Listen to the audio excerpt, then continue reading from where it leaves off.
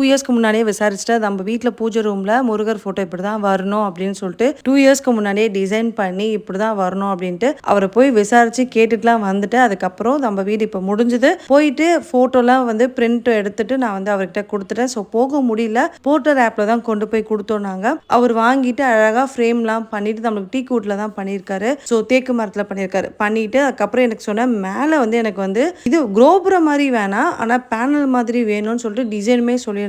2 design வந்து choose பண்ணியிருந்தேன். ஒன்று வந்து வேல் நடுவில் வந்துட்டு 2 சைடில் மயில் வரா மாதிரி. அது என்னமோ எனக்கு வந்து ஒரு மாதிரி உறுத்திட்டே இருந்தது. ஏன்னா வேல் வந்து முருகருக்கு கீழே தான் வரணும், முருகர் தலை வந்து வேலுக்கு மேலே இருக்கணும் அப்படின்னு சொல்லிட்டு. பட் வேல் மேலே வைக்கிறதுல எனக்கு அந்த அளவுக்கு இஷ்டம் இல்லை. ஸோ வேற என்னது வைக்கலான்னு பார்த்தா கஜலட்சுமி 2 விநாயகர் அதுவுமே எனக்கு இஷ்டம் இல்லை. அதுக்கப்புறம் நான் வந்து டிசைட் பண்ணேன் கணபதி வந்து எந்த விஷயம் செஞ்சாலும் ஃபர்ஸ்ட் இருப்பார். ஸோ அதனால பிள்ளையாரை வந்து ஃபர்ஸ்ட் வச்சுட்டு 2 சைடில் வந்து கணபதி, அதாவது யானையை வந்து மாலை போடுற மாதிரி வச்சுக்கலாம்னு சொல்லிட்டு கஜ கணபதி நான் செஞ்சிருக்கேன்.